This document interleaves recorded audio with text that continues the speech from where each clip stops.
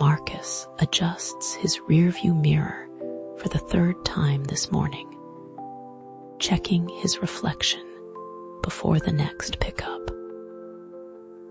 5 years of driving rideshare has taught him one thing. People want their driver to match their mood. Corporate executives prefer the ambitious entrepreneur persona. College students get the cool older brother. Elderly passengers receive the respectful grandson treatment. He pulls up to a downtown office building where Sarah, a regular passenger, waits with her usual stressed expression. She slides into the backseat, phone already pressed to her ear. "Good morning, Sarah," Marcus says, switching to his professional voice. "Big presentation today." She covers her phone. "Always. You know how it is, Marcus. Climbing that corporate ladder." Marcus nods knowingly, though he's never worked in an office. "Absolutely. I'm actually working on expanding my own business. Maybe franchise opportunities down the road." Sarah smiles approvingly before returning to her call. Marcus feels that familiar satisfaction of giving people what they want to hear.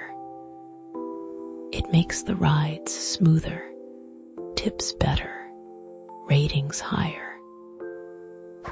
After dropping Sarah off, Marcus heads to the university district. His next passenger, Jake, bounds into the car with a skateboard and paint-stained backpack. "Dude, you're a lifesaver," Jake says. "My car died again." Marcus shifts gears, literally and figuratively. "No worries, man. I get it. When I was your age, I was all about that creative life too. Still am, really. Just between you and me. I'm working on some music projects." Jake's eyes light up. "Really? What kind of music?" Marcus improvises. Hip-hop mostly. You know, keeping it real, telling stories from the streets. They spend the ride discussing beats and lyrics Marcus has never written. Jake leaves energized, fist-bumping Marcus like they're old friends. The afternoon brings Margaret, an 82-year-old widow who takes weekly trips to visit her husband's grave.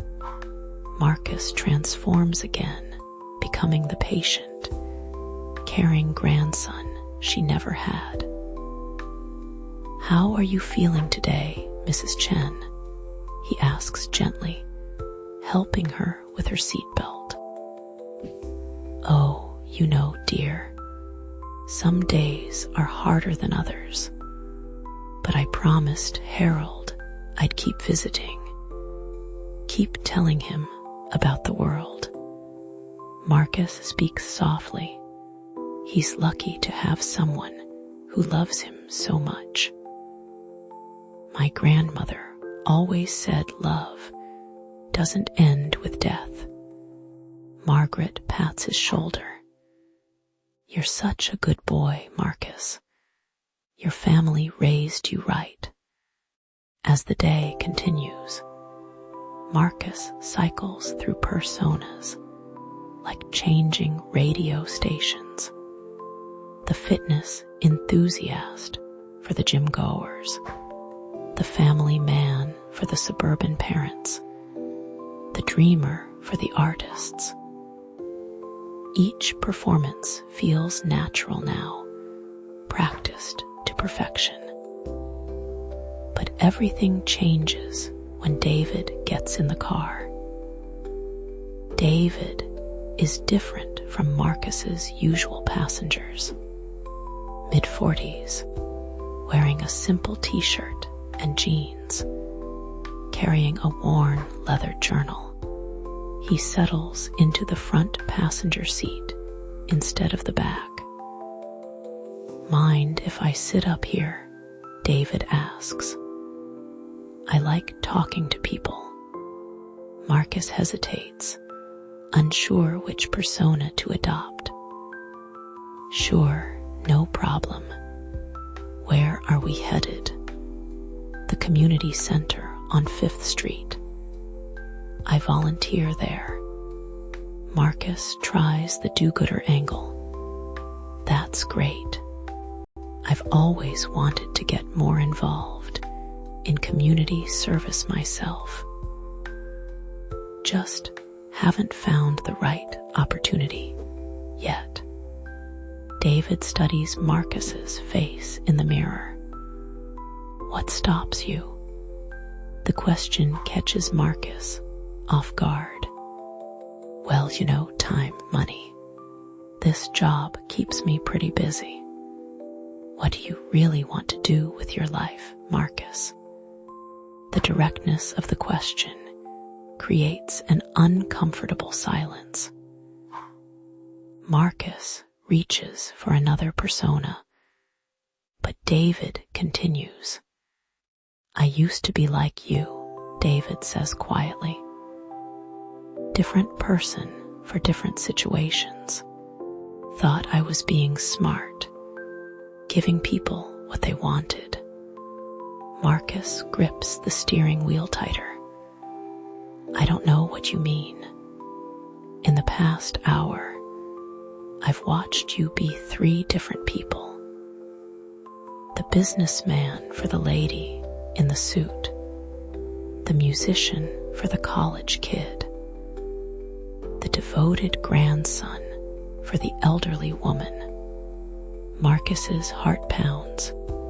"I was just being friendly. You were being everyone except yourself," David says gently. "I know because I spent 20 years doing the same thing.